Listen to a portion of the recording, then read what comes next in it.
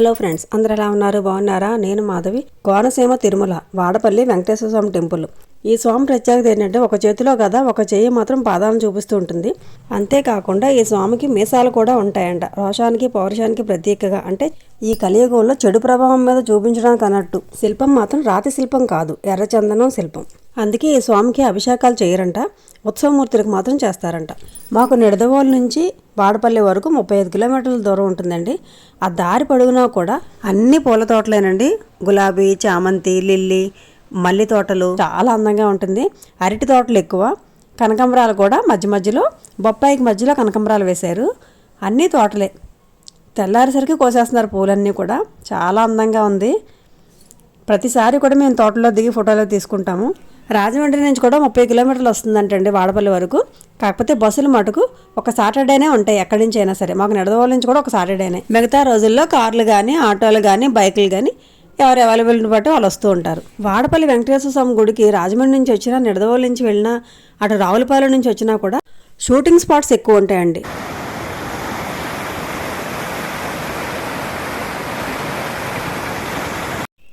ఈ ఏరియా చూస్తున్నారు కదా ఎంత బాగుందో. ఇవి లొల్ల లాకులు అంటారు. ఇక్కడ చాలా షూటింగ్లు అవుతాయంటండి. మేము కూడా అస్తమానం ఫొటోస్ తీసుకుంటాం. ఇక్కడ వచ్చినప్పుడు అంతా ప్రతిసారి కూడా తీసుకుంటాం. మేమే కాదు, దారిని వెళ్ళిన వాళ్ళందరూ కూడా ఆగవలసిందే. ఇక్కడ అంత బాగుంటుంది. ఇక్కడ నుంచి వెంకటేశ్వర స్వామి టెంపుల్ వరకు కొంచెం రోడ్డు నేరోగా ఉన్నా చాలా అందంగా ఉంటుందండి. ఇక్కడి నుంచి ఒక 10 కిలోమీటర్లు ఉంటుందండి టెంపుల్కి. టెంపుల్కి రీచ్ అయ్యామండి. మాకు కావాల్సిన కొబ్బరికాయలు, పూలు అవన్నీ తీసుకున్నాము. ఆ రోజెస్ చూస్తున్నారు కదా, సెంటెడ్ గులాబీ అనమాట. గుమగుమలు ఆడిపోతుంది వాసన. చూస్తున్నారు కదా, ఎంట్రన్స్లోనే ట్యాప్స్ ఉంటాయి కాళ్ళు కడుక్కోవడానికి. ఇక్కడ కొబ్బరికాయలు కొట్టే ప్లేస్ అనమాట. స్వామివారి పాదాలు, శంకు, చక్రం, స్వామివారి ప్రతిమ అన్నీ ఉంటాయి.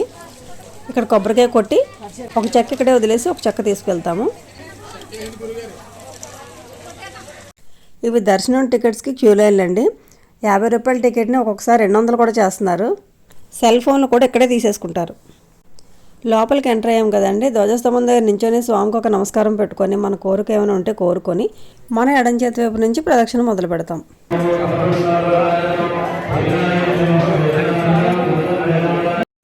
ఇక్కడ చంటి పిల్లలకి తులాభారం వేస్తారండి. మొక్కుకున్న వాళ్ళు పటిక బెల్లం తులాభారం వేస్తారనమాట.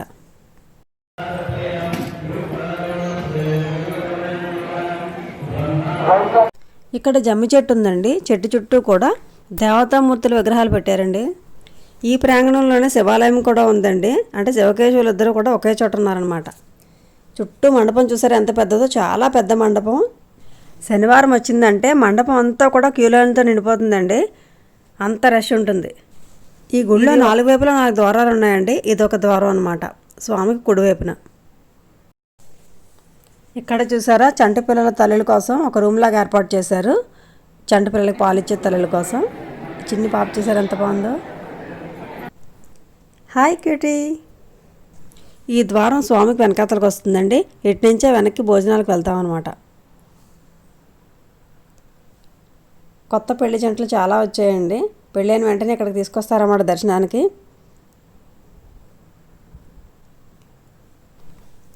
ఇక్కడ విమాన వెంకటేశ్వర స్వామి ఉన్నారండి. దర్శనం చేసుకుందాం. చూసారు కదా. ఇప్పుడు కిందకు వద్దాం. అక్కడ తెల్లగా మచ్చలు మచ్చలు కనిపిస్తున్నాయి కదా, దానికో పెద్ద చరిత్ర ఏర్పడిందండి. ఇదివరకు అసలు అలా లేదు. 1 రూపీ కాయిన్స్ ఎవరు చెప్పారో కానీ ఇక్కడ అంటిస్తున్నారు. అంటుకుంటే కోరికలు తీరుతాయంట. కొంతమంది అంటిస్తున్నారు. అవే కాయిన్స్ కొంతమంది లాగేస్తున్నారు. అంటించినవి లాగడం వలన పెయింట్ అంతా ఊడిపోతుంది, గోడంతా పాడైపోయింది. భక్తి ఉండొచ్చు కానండి, ఇంత మూఢనమ్మకాలు, వెరితనం ఉండకూడదని నా అభిప్రాయం. మేము చాలా సంవత్సరాల నుంచి వస్తున్నామండి, ఎప్పుడు ఇలా లేదు. ఇది కొత్తగా మొదలుపెట్టారు. ఇప్పుడు మనం స్వామికి ఎడమవైపుకి వచ్చామండి. ఇక్కడ స్టేజ్ కనిపిస్తుంది కదా, ప్రోగ్రామ్స్ అవి ఇక్కడ అవుతూ ఉంటాయి. ఇటువైపు ఒక ద్వారం ఉందండి. ఇక్కడ ప్రదక్షిణ హుండీ అని కనిపిస్తుంది కదా స్టేజ్ పైన. గుడి చుట్టూ తిరగలేని వాళ్ళు ఎవరైనా ఉంటే ఆ హుండీ చుట్టూ తిరిగి దక్షిణ వేసుకుంటే సరిపోతుందంట. ఈ ఐడియా ఏదో బాగుంది. ఇలాంటివి చేస్తే చాలా ఉపయోగం కూడా. పెద్దవాళ్ళు ఉంటారు, కాళ్ళ నొప్పుల వాళ్ళు ఉంటారు. మండపం చూసారా, చుట్టూ కూడా చాలా విశాలంగా పెద్దగా ఉంది కదా. ఇవి కనిపిస్తున్నాయి కదా, ఇందులో 7 పిడికిళ్ళు, 7 కొంచాలు, 7 తవ్వలు అని ఉందండి. బియ్యం అనుకుంటా. ఇది కూడా ఒక ముక్క అనుకుంటున్నాను.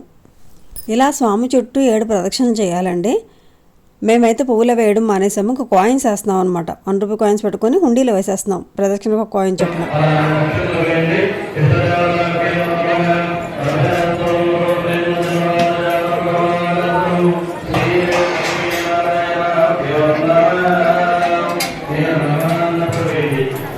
ఇది స్వామికి ఎదురుగుంటా ఉన్న మండపం అండి. ఇందులో ఉదయం 7:30 నుంచి 10:30 వరకు అష్టోత్తరాలు చేస్తారు, ఒక శనివారం తప్ప. అలాగే 10:30 నుంచి నిత్య కళ్యాణం ఉంటుంది, అది కూడా శనివారం చేయరంట.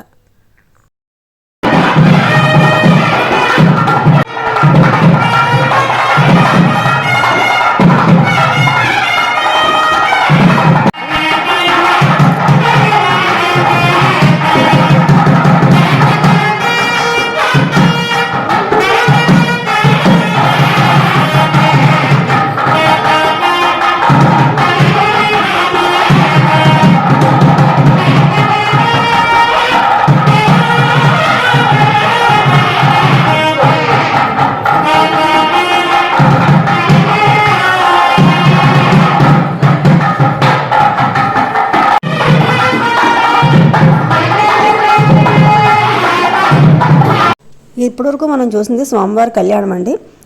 మేము కొంచెం లేట్గా బయలుదేరుతున్నాం, ఇంట్లోనే 9:30కి బయలుదేరుతున్నాం, అందుకని ఈ టైం అవుతుంది అనమాట మాకు. ఇప్పుడు మేము దర్శనానికి వెళ్తున్నామండి. ఇదంతా క్యూ లైన్లు, ఇటువైపు స్పెషల్ దర్శనం, ఇది ఫ్రీ దర్శనం అండి. ఇక్కడ ఖాళీగా ఉంటే కోతనామాలు చదివి సాతగోపురం పెడతారు, లేదంటే చలో చలో. వెంకటేశ్వర స్వామి దర్శనం చేసుకుని బయటకు వచ్చాక శివాలయము ఆ ప్రాంగణంలోనే ఉందండి.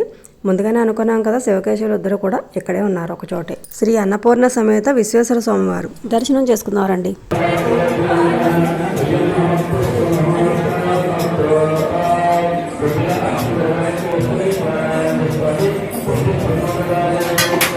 శివాలయం దర్శనం చేసుకుని బయటకు వచ్చేసరికి ఈ అమ్మాయి మోకాళ్ళ మీద ప్రదక్షిణ చేస్తుంది. ఎంత భక్తో చూసారా. లక్ష్మి శివాలయ గోపురం, వెంకటేశ్వర స్వామి గోపురం దర్శనాలు అన్నీ అయిపోయాయండి. ఇంకా బయటికి భోజనానికి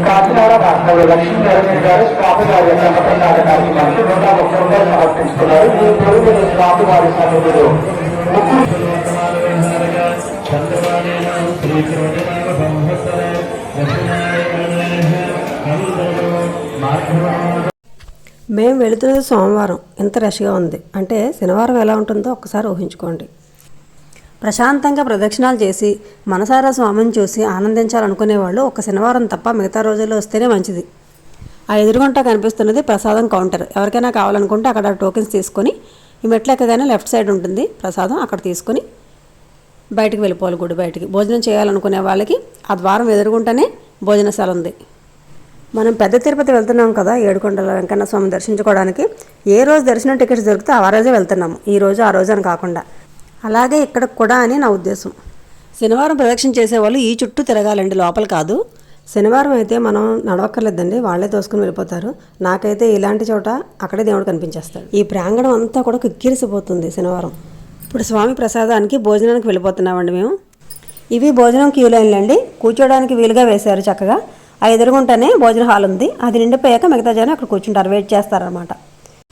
శనివారం పూట అయితే పార్కింగ్ ఏరియాలో కూడా పెద్ద హాల్ ఉందంట, అక్కడ కూడా పెడతారంట.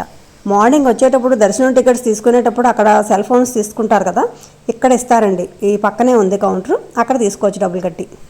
ఇదిగో ఈ విధంగా ఇస్తారండి, చేతికి ఒక ప్లేట్లో ఒక అరిటాకు వేసి ఇస్తారు. అది పట్టుకొని మనం భోజనానికి హాల్లోకి వెళ్ళిపోవాలి. ఆ ఎదురుగా కనిపిస్తున్నది భోజనశాల. లోపలికి వెళ్ళిన తర్వాత ఒక రో కంప్లీట్ అయ్యాక ఇంకో రోలో కూర్చోబెడతారు. అలా మొత్తం అన్నీ కంప్లీట్ అయ్యాక భోజనాలు స్టార్ట్ చేస్తారు. సాంబారు, కూర, పచ్చడి, రైసు, పెరుగు చాలా బాగుంటుందండి. భోజనం వేడివేడిగా ఉంటుంది. భోజనాలు అయిన తర్వాత ఎవరి ప్లేటు గ్లాసు వాళ్ళు తీసుకెళ్ళి డస్ట్బిన్లో ఆకుతో సైతం చెత్త పడేసి ప్లేటు గ్లాసు కూడా ఒకసారి కడిగి వాళ్ళు వాష్ చేస్తూ ఉంటారు, అక్కడ పెట్టాలి.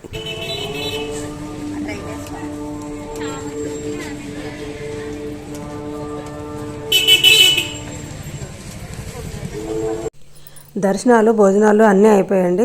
ఇంకా షాపింగ్. చుట్టుపక్కల చాలా రకాల మొక్కలు పెట్టి అమ్ముతున్నారు.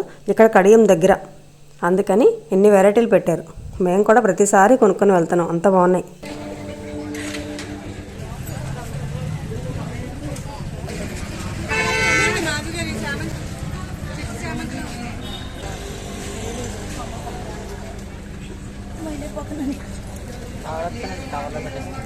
బాగుందంటే అంత రేట్ చెప్తావా?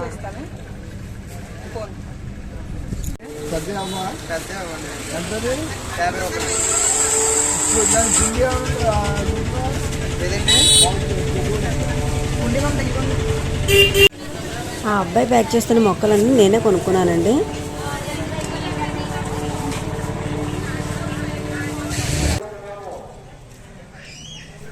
మొక్కలే కాదండి, పూలు కూడా గులాబీలు, చామంతి, బంతిపూలు అన్నీ చాలా అమ్ముతారు. రేటు కూడా చాలా రీజనబుల్గా ఉంటుంది. భోజనానికి వెళ్ళేటప్పుడు ఇందాక బ్యాక్ సైడ్ చూసాం కదా ఓపెన్ ప్లేస్, ఇది ఫ్రంట్ అనమాట. ఫస్ట్ స్టార్టింగ్ గుడికి వెళ్ళేటప్పుడు ఇదే ప్లేస్లోంచి వెళ్ళాం. శనివారం మటుకు మొదలుపెట్టారంటే వారాలు ఈ చుట్టూ తిరగాలి. గుడి చుట్టూ లోపల కాకుండా బయటను తిరగాలన్నమాట. ప్రదక్షిణలు 7 ప్రదక్షిణలు ఈ చుట్టూ చేయాలి. ఇప్పుడు ఇంత ఖాళీగా ఉంది కానీ సోమవారం అవడం వల్ల శనివారం అయితే అసలు ఇసుకేస్తే రాళ్ళంత జనం ఉంటున్నారు.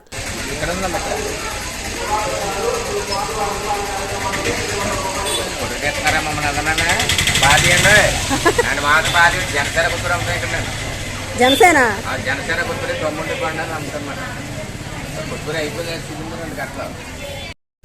ఇక్కడ చుట్టూ అంతా లంకలేనండి. లంకల్లో పండించిన పంట అంతా ఇక్కడికే వస్తుంది. కాయగూరలైనా, పువ్వులైనా, పళ్ళైనా ఏవైనా సరే చాలా ఫ్రెష్గా ఉంటున్నాయి.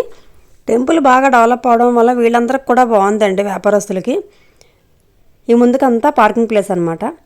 వారాలు మొదలుపెట్టేవారు ఎవరైనా సరే నా వీడియో చూస్తే ఆలోచించుకొని మొదలుపెట్టండి. శనివారాలే చేయాలంటే చాలా కష్టపడవలసి వస్తుంది. కొంతమందికి భక్తి ఎక్కువగా ఉంటుందండి. అందుకని శనివారాలే చేయాలనుకుంటే ఒక శనివారం వచ్చి దర్శనం చేసుకొని మిగతా వారాలు వేరే రోజు పెట్టుకోండి. విశాఖపట్నం, హైదరాబాదు, విజయవాడ, వేరే వేరే స్టేట్స్ నుంచి కూడా చాలామంది వస్తున్నారు. మనం భగవంతుడిని ఎంత ప్రశాంతంగా చూసామా అన్నది కూడా ముఖ్యమే కదా. కాబట్టి ఒక శనివారమే కాకుండా ఏ వారమైనా చేయొచ్చు. వ్యయ ప్రయాసాలు పడి దూరాభారాల నుంచి వచ్చిన వాళ్ళు ప్రశాంతంగా దేవుడిని చూడకపోతే వేస్టే కదండి.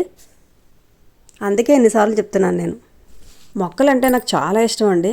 ఈ మొక్కలు చూస్తుంటే ఇక్కడి నుంచి వెళ్ళబుద్ధి వేయట్లేదు. ఇక్కడ చూడండి గ్రీన్ ఉంది. ఓకే ఫ్రెండ్స్, ఈ వీడియో అంతటితో సమాప్తం అండి. మా కోనసీమ తిరుమల ఎలాగుందండి? అందరికీ నచ్చిందా? కొంచెం పెద్ద వీడియోనే వచ్చింది. ఈ వీడియో కనుక మీకు నచ్చినట్లయితే లైక్, షేర్ అండ్ సబ్స్క్రైబ్. కొత్త వారైతే బెల్ ఐకాన్ ప్రెస్ చేయండి. ఓకేనా ఫ్రెండ్స్? Thank you.